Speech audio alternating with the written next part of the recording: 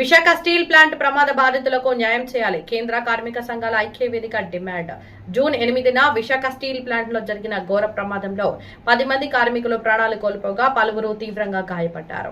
మృతుల కుటుంబాలకు ఒక్కొక్కరికి 1 కోటి నష్టపరిహారం, క్షతగాత్రులకు 50 లక్షలు పరిహారం చెల్లించాలని డిమాండ్.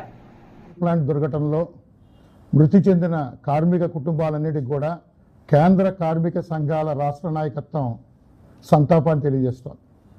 ఘటన జరిగిన వెంటనే వచ్చి పరిశీలించి వెళ్ళాం. యాజమాన్యం వాళ్ళకి తగిన న్యాయం చేస్తుందని చెప్పి ఎదురు చూసాం. ఇప్పటిదాకా అటువంటి న్యాయం చేయకపోవడం వల్ల ఇవాళ కేంద్ర కార్మిక సంఘాల రాష్ట్ర నాయకత్వం అంతా కూడా వైజాగ్ వచ్చింది. ప్రధానంగా 3 డిమాండ్లు. ఒకటి, చనిపోయిన కుటుంబాలకి 1 కోటి రూపాయల నష్టపరిహారం ఇవ్వాలి. క్షతగాత్రులు ఎవరైతే ఉన్నారో వాళ్ళకి 50 లక్షల రూపాయల నష్టపరిహారం ఇవ్వాలి. రెండోది, ఈ జరిగిన ఘటన మీద జ్యుడిషియల్ ఎంక్వైరీ కండక్ట్ చేయాలి. దోషులు ఎవరైతే ఉన్నారో దోషులందరినీ కూడా శిక్షించాలి. మూడోది, ఇవాళ ఈ ఘటన జరగడానికి కారణం స్టాండర్డ్ ఆపరేటివ్ ప్రొసీజర్స్ ఏవైతే ఉన్నాయో ఆ ప్రొసీజర్స్ ఫాలో కాకపోవడం వల్లే ఇది జరిగింది. ఇది ప్రమాదం కాదు, ఇది డెలిబరేట్గా యాజమాన్యం ప్రభుత్వం చేసిన హత్యలుగానే మేము భావిస్తూ ఉన్నాం. ఎందువల్లంటే అక్కడ వాడుతున్న ఎడిటివ్స్ ఏవైతే ఉన్నాయో ఇవన్నీ కూడా సబ్ స్టాండర్డ్. 2, ఏదైతే ల్యాడల్ ఉందో ల్యాడల్ మీద మూత కూడా లేకుండా బాధ్యతారాహిత్యంగా వ్యవహరించారు. 3, పర్జింగ్ ప్రాసెస్ సక్రమంగా జరగలేదు. పర్జింగ్ అవసరమైన పైపును కూడా అక్కడ ఏర్పాటు చేయలేదు. ఉన్న స్పేర్స్ తోటే పనిచేయమన్నారు. 8,000 మంది కార్మికుల్ని తొలగించారు. ఎక్స్పీరియన్స్డ్ ఉన్న కార్మికులు ఎవరైతే ఉన్నారో 6,000 మంది కాంట్రాక్ట్ కార్మికులు కానీ 2,000 మందిని వాళ్ళందరికీ VRS ఇచ్చి పంపడం కానీ ఇవి దీనికి కారణాలు. దీనికి ఇవన్నీ కూడా బయటకు తేలాలంటే దీని మీద జ్యుడిషియల్ ఎంక్వైరీ జరగాలి.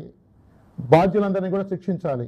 ఇవాళ స్టీల్ సెక్రటరీయే నేరుగా ఇక్కడ కూర్చుని కాంట్రాక్ట్ కార్మికులందరినీ కూడా తొలగించేటట్టు చేశాడు. అలాగే ప్రభుత్వం ఏదైతే స్టీల్ ప్లాంట్ని ప్రైవేటీకరించాలని అనుకుందో ఈ ప్రైవేటీకరణకు అనుగుణంగానే ఇక్కడ చైర్మన్ అండ్ మేనేజింగ్ డైరెక్టర్ వ్యవహరిస్తూ ఉన్నారు. వాళ్ళ మీద ఏ చర్యలు కూడా లేవు. అలాగే 7 మిలియన్ల టన్నుల ఉత్పత్తి, దీనికి 7,000 మంది కార్మికులు సరిపోవచ్చు అని చెప్పి ఇతర ప్రైవేట్ కంపెనీలతో పోటీ పెట్టి కార్మికులను కుదించారు. దానికి బాధ్యత ఎవరిది? సబ్స్టాండర్డ్ ఫెర్రోలైజ్ కానీ సబ్స్టాండర్డ్ ఎడిటివ్స్ వాడిన దానికి బాధ్యత ఎవరిది?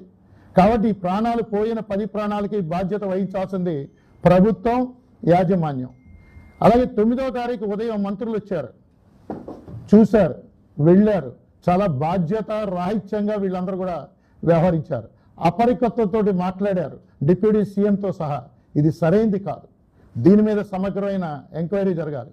ఈ రోజు దాకా కనీసం చనిపోయిన కుటుంబాలకి అఫీషియల్గా సంతాపాన్ని కూడా ప్రకటించలేదు.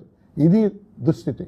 కాబట్టి వెంటనే జ్యుడిషియల్ ఎంక్వైరీ కండక్ట్ చేయడం, 1 కోటి రూపాయల నష్టపరిహారం ఇవ్వడం, క్షతగాత్రులకు 50 లక్షల నష్టపరిహారం ఇవ్వడం, స్టాండర్డ్ ఆపరేటింగ్ ప్రొసీజర్స్ అన్ని కూడా ఫాలో కావాలని చెప్పి డిమాండ్ చేస్తున్నాం. వీటన్నిటినీ కనుక పరిష్కరించకపోతే రాష్ట్ర వ్యాప్తంగా కేంద్ర కార్మిక సంఘాలన్నీ కూడా ఉద్యమిస్తాయి.